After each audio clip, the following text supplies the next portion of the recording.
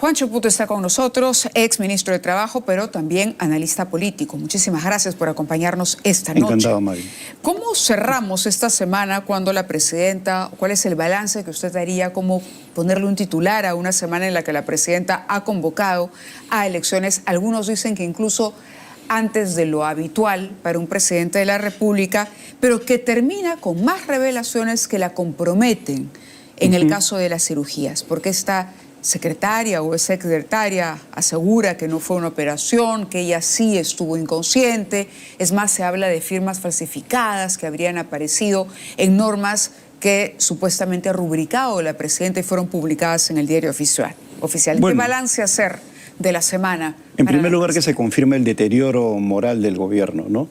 ¿Por qué? Porque cuando estamos hablando de esta situación de las firmas, no es una situación reciente. Es algo que se denunció en el mes de diciembre en el semanario de César Hildebrand y se mostraban las fotos de los decretos, de la normativa, en la cual estaba claramente visible una firma completamente anómala. Ahora, en términos penales, a esa situación gráfica se agrega ahora un testimonio de una persona que señala de que ha habido documentos falsificados por la presidenta. Y si eso lo ponemos en términos de contexto, la operación, la forma como ella ha estado durante 2 días impedida de asumir, pues hay una clarísima falta constitucional al artículo 113. Es curioso porque acaba de estar con nosotros el doctor Blume, expresidente del Tribunal Constitucional, y él considera que no, que si la presidenta sostiene que es su firma, no hay nada que hacer. Está equivocado. Yo tuve la oportunidad de debatir con Ernesto hace un tiempo sobre este tema, sobre este tema en el cual se hablaba de las firmas y del comportamiento y la forma como se negaba sistemáticamente la presidenta a reconocer. Claro, que ahora además de la duda, a partir de la comparación de las gráficas y de los trazos y de comentarios de algunos peritos en los medios, ahora tiene el testimonio de la exsecretaria. Claro, hay un testimonio, hay una gráfica y por otro lado hay testimonios también de personas que indican que la señora ha estado impedida de ejercer el cargo de presidente de la República durante 2 días. Han sido 5 operaciones. Y mira, y el argumento que utilizaban los abogados de la presidenta o los abogados así de facto, ¿no?, en su afán de protegerla, era, en primer lugar, que esto no aparece en la Constitución. No tiene por qué aparecer. En la Constitución se habla de permanente incapacidad moral. Pero por otro lado, lo principal, decían, era que había estado en su hora de sueño y no tenía por qué pasar nada. El Perú está viendo lamentablemente lo que sucede con el suero fisiológico en el caso de 5 operaciones. Afortunadamente, la presidenta de la República no ha tenido que enfrentar una situación de colapso como consecuencia de una mala medicina, pero no está libre, como cualquier ser humano, como tú, como yo, como cualquiera.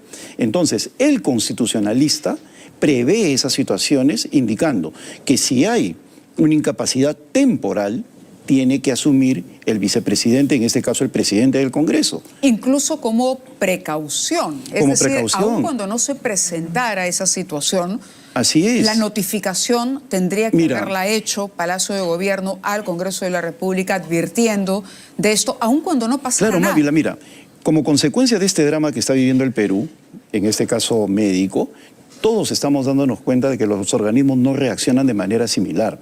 Hay personas que han resistido, hay personas que han sido sometidas a distintos protocolos médicos. Acá, desde mi punto de vista, Pigemit no escapa de la sanción, por más que el ministro César Vázquez diga de que no tiene nada que ver. Para mí es principal responsable. Y a pesar de que el laboratorio ha asumido por entero Lo que sucede es que el control de calidad, y te hablo como ingeniero, y además en el año 98 yo soy el responsable del diseño del sistema de vigilancia epidemiológico, ¿no?, en el Instituto Nacional de Salud, con profesionales de primer nivel, como el doctor Carlos Carrillo, ¿no?, epidemiólogo de primerísimo nivel. Entonces, acá el sistema de alerta médica, en este caso SANA, no ha aislado ni ha comunicado lo que ha sucedido. Igualmente las clínicas de Trujillo. Cuando sucede un episodio de estos que se remontan a inicios de marzo, lo primero que se hace es comunicar.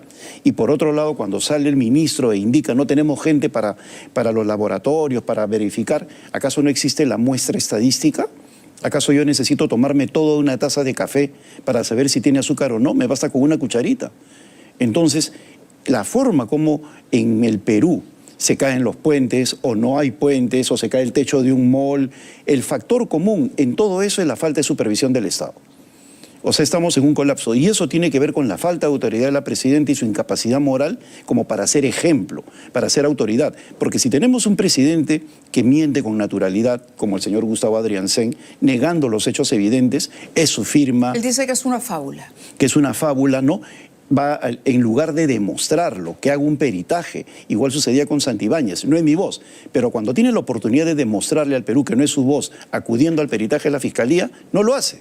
Igual la presidenta, si fuera su firma, pues diría, sería la primera interesada en hacer un peritaje y no recurriría más bien a narrativas falsas de parte de un premier que hace rato debió ser censurado, como Gustavo Adrianzen, y el Perú se somete a este tipo de cosas. Por eso lo que dice Ernesto es una defensa candorosa o profesional exageradamente estirando el término de la presidenta porque es indefendible. No se requiere de sanción penal, sino que sea moralmente inaceptable el comportamiento de la presidenta. Eso se llama juicio político. Y en este caso, el juicio político lo que correspondería de confirmarse. Claro, mira, en primer lugar, sin ninguna duda hay infracción constitucional. ¿Sin ninguna duda? Sin ninguna duda. En el caso, la Constitución es clarísima. Dice, por impedimento temporal o permanente, asume el presidente, el vicepresidente, el segundo vicepresidente o el presidente del Congreso. Ha habido una ausencia del cargo durante 2 días. Inclusive hay fotos que demuestran que ella está en mal estado, que ya están surgiendo, que es otro elemento de juicio para los fiscales. Y eso amerita una infracción constitucional. Que no haya los votos y que este Congreso no quiera hacerlo es otra cosa, lo hará el próximo. Pero de que existe en estos momentos un deterioro moral de la nación a cargo de la Presidenta de la República, existe sin ninguna duda. ¿Se puede hablar de ignorancia, digamos, para tratar de justificar a la Presidenta? Es decir, no, esa es complicidad, no es ignorancia. No estamos hablando de abogados que acaban de salir de la universidad y que ignoran las consecuencias políticas. Están actuando con desfachatez y con desconocimiento de las consecuencias de sus actos. Adrede o no, van a ser corresponsables todos los ministros de ser cómplices de la Presidenta en situaciones como esta.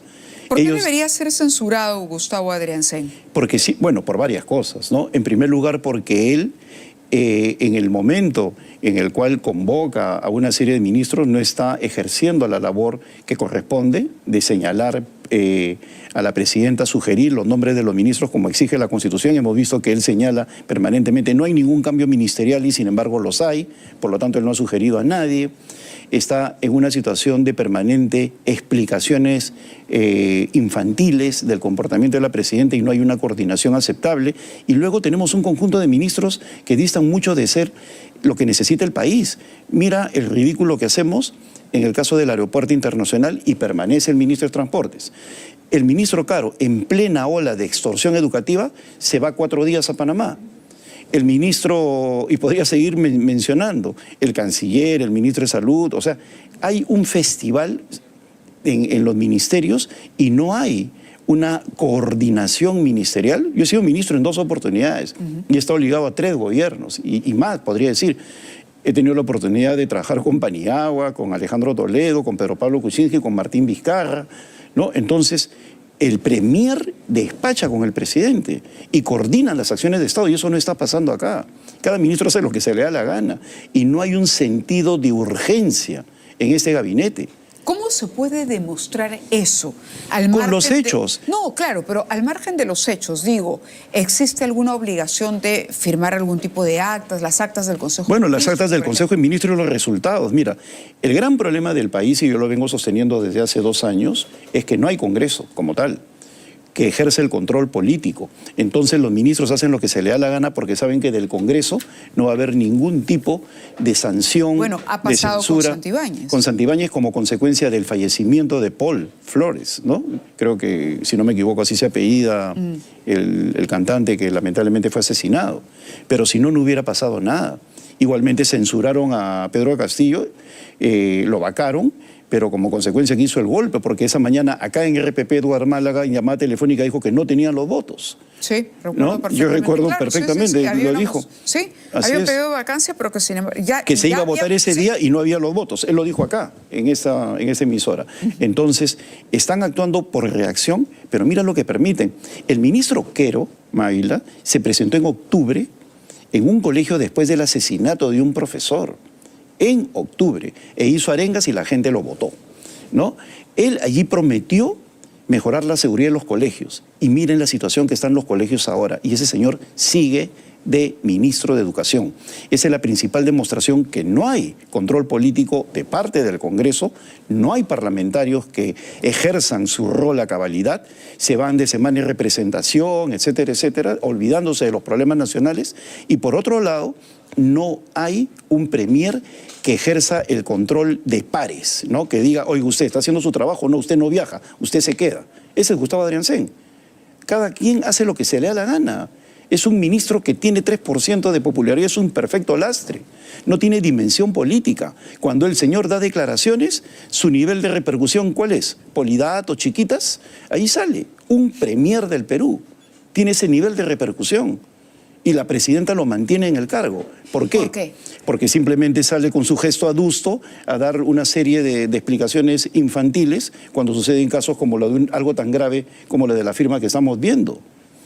Entonces, porque es gravísimo.